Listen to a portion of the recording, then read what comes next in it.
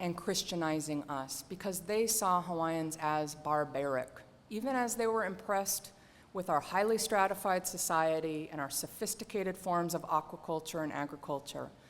But we freaked them out. I mean, never mind human sacrifice, they were like freaked out about our sexual practices, right? I mean, to say the least.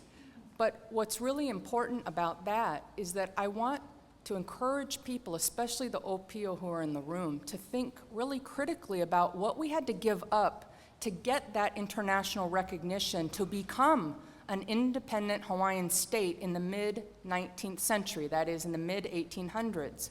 We had to become recognizable. We were a brown nation.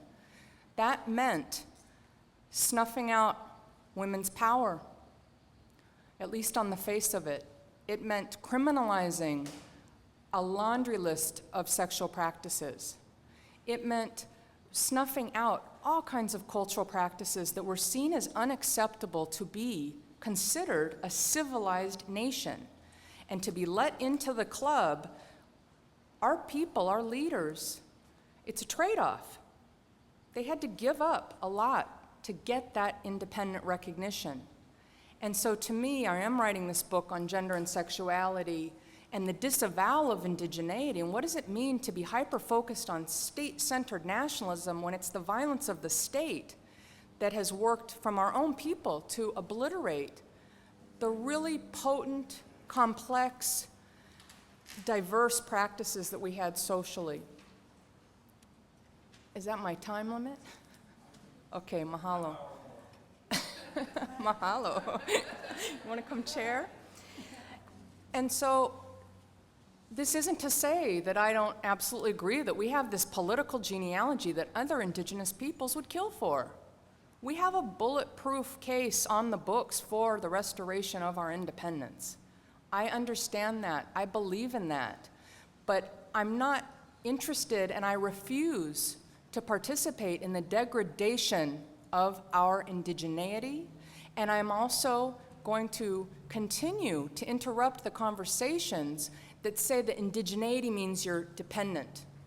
That's interesting. That's what they say about women. I think that there's a feminization of indigeneity, that all of a sudden you're domestic and dependent. Indigeneity is not the problem. It's the way that the states have treated indigenous peoples. Okay? Our indigeneity is not the problem. It's international law that's the problem. And the reason that international law privileges states over indigenous peoples is because international law was formed by colonizing nations. And just as a reminder in terms of the earlier genealogy of colonialism, colonialism predates modern nation states. So that's another thing to keep in mind, because people say, well, if you're saying we experienced colonialism, you're ignoring the fact that we had a modern nation state. And it's like, no. Colonialism comes out of the New World encounter, right? We have to think about Columbus landing in Hispaniola, right? Current day Dominican Republic / Haiti. We have to think of the so-called pilgrims landing on Plymouth Rock, right? This is part of what I'm on about, is that I think that we need to really break this false binary that's been constructed between Hawaiian statehood and Hawaiian indigeneity. Again, it's not our indigeneity that's the problem. It's the way that the dominant states have treated indigenous peoples. And I have to say, again, from my outsider perspective, Hawaiians right now in the pro-independence movement are not winning a lot of respect amongst indigenous peoples, because the way people have talked about our independence claim has been very chauvinistic. We had a kingdom. You didn't. We had a state. You're a tribe. Okay? You guys, I live in Connecticut. The tribes took it in the teeth for a few hundred extra years, right? They took it in the teeth. They survived the Pequot Massacre. They survived King Philip's War. They have survived an outright genocide, right? And people wonder why they don't have a nation state, as though they're somehow not up to snuff or haven't achieved, right? They haven't fully progressed. This is unacceptable to me. I will not be complicit in this narrative. It's racist. It's absolutely racist, and we're looking like a bunch of assholes, frankly. I'm seeing it.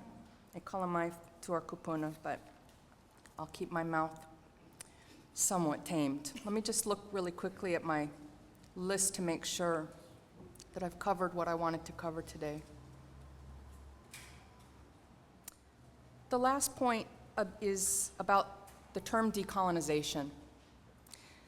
Because our people have seemed, within the independence wing, have seemed bent on disavowing our indigeneity and somehow arguing that we never experienced colonialism. I mean, if you would have told that to my grandmother before she passed, I mean, she would have punched you. She understood colonialism. She drove a tour bus around the island of Kauai for 23 years. And when I visited her, she would take me with her and put me in the back of the bus because people would think I was a tourist's kid and I could be with grandma all day. And when we drop everybody off at the hotel and we take the bus back, she gave me her own tour of Kauai. She knew where every single peg, every single fence, every single bush, every single tree when it had been moved to expand people's land holdings. She had a knowledge of that island that was unsurpassed because she drove Kuhio Highway every day, Monday through Friday, you know, and she knew how to give a good tour to the tourists. But she also had a different sovereignty tour, if you will, of the land itself and of our people's dispossession. So I'm talking about a critical engagement with the concept of indigeneity. I think that we need to reclaim aspects of ourselves. John mentioned earlier that colonialism has happened socially and economically, whereas occupation is legally. Under socially, that encompasses a lot. That colonialism that is social has been psychic colonization. It's been spiritual colonialism. It's been sexual colonialism, right?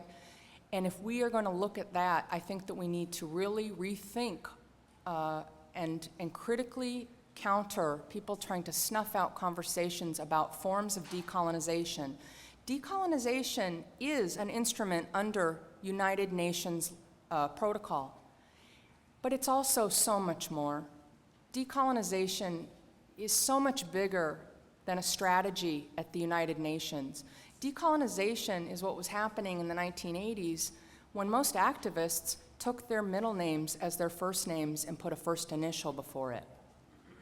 Ku'umealoha Gomes got me to do that in 1990. I've been going by my middle name for 19 years. That's an act of decolonization. Reclaiming our language is a form of decolonization.